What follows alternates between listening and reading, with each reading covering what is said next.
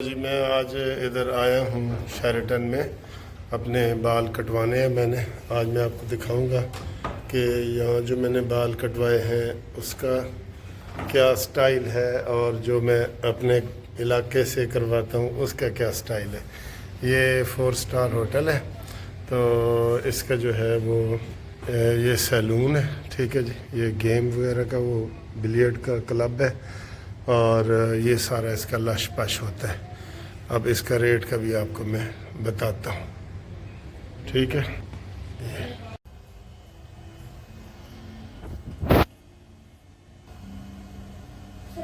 مجھے چولا پہنا دی ہے. چلو ٹھیک ہے. یہ دیکھیں جی, یہ میں نے کٹنگ کروائی ہے. آپ دیکھیں کیسا لگ رہا ہے. 200 روپے کی کٹنگ اور یہ 2000 کی کٹنگ ہے. یہ والی کٹنگ 2000 کی ہے. تو آپ دیکھیں یہ کیسی لگ رہی ہے. ٹھیک ہے, کوئی فرق ہے 2000 اور 200 والی میں, بڑا فرق ہے ریٹ کا. اور یہ وہ میں اپنے پسندیدہ جگہ پہ آیا ہوں. یہ سوئمنگ پول ہے. ٹھیک ہے, اور بہت خوبصورت نیلا نیلا پانی ہے. دیکھیں بیچ میں مچھلی بنی ہوئی ہے. اور یہ شام کا وقت ہے تو ادھر جو ہے نا اس وقت وہ اسے کیا کہتے ہیں, ہوا چل رہی ہے, ٹھنڈی ہوا چل پڑی ہے جی. ٹھنڈی ہوا چلے, ٹھنڈی ہوا چھم چھم. یہ دیکھیں کتنا اونچا کھڑا ہوا, گاڑیاں بائک دیکھیں آپ نے. یہ تو چلیں جی ویڈیو بند کرتے ہیں کیونکہ اذان شروع ہو گئی ہے. اب نیچے میں آپ کو کافی بھی پلاتا ہوں. ٹھیک ہے.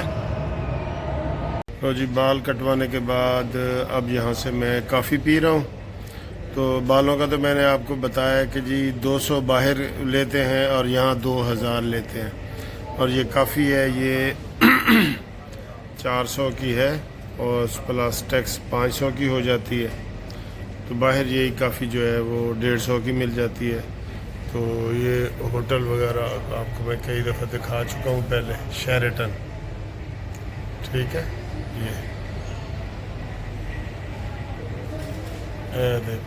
یہ دیکھو ویڈیو بھی دیکھ لئیے نا تسی.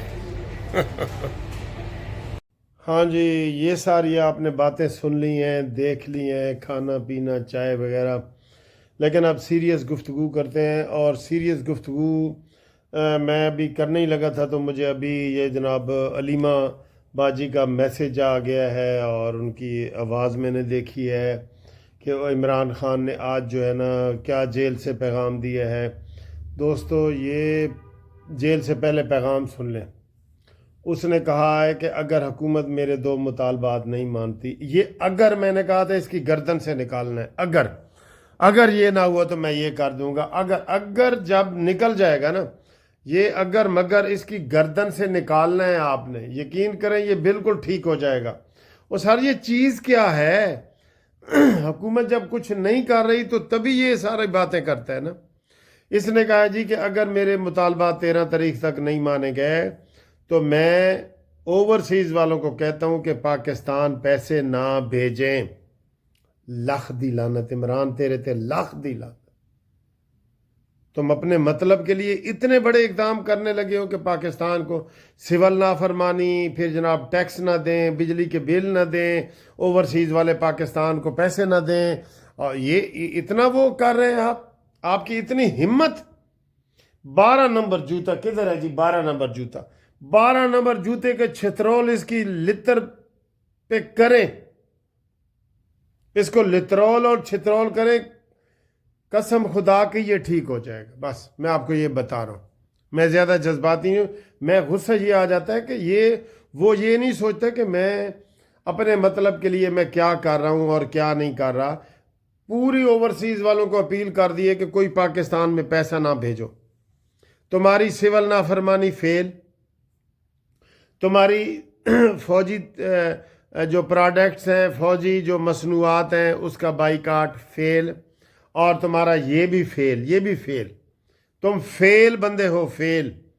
لیکن اس کو کاش اسی جرم میں نا اس کو ذرا سر جی وٹنا چاڑو کی کہندے نے سرائکی دے وچ یار, کی کہندے نے ذرا ذرا اس کو سکرو کریں، انگریزی میں تو کہتے ہیں نا سکرو کرے، سراکج کی کہندے نے جی، اینو ذرا وٹنا چاڑو تے پنجابی تن کے رکھو، ٹھیک ہے۔ یہ ایسے ایسے مطالبے کر دیتا ہے۔ ابھی یہ تینوں مطالبے دیکھیں اس کے، سول نافرمانی کرو، فوجیوں کا بائیکاٹ کرو، اور اوورسیز والے جناب پاکستان پیسے نہ بھیجیں اگر مجھے رہا نہیں کیا جاتا۔ کاش کوئی بڑا آدمی آئے تو جیسے نا ان کر کے نا تیرا حساب کر دے۔ اس کو یہ نہیں سمجھ آتی کہ یہ پاکستان کے خلاف باتیں کر رہا ہے اور اس طرح یہ کر دیتا ہے۔ علیمہ نے ابھی کہا، یہ بریکنگ نیوز ہے، یہ بریکنگ نیوز ہے۔ اور وہ تو عمر ایوب والی تو پہلے میں نے آپ کو بتا دی تو وہ کہتا ہے جی انسان ساڑھے نال مذاکرات کرن یا فرشتے کرن، اسی تیار ہیں۔ سر میں یار یہ حکومت کی پالیسیاں فیل ہیں دوستو، فیل ہیں۔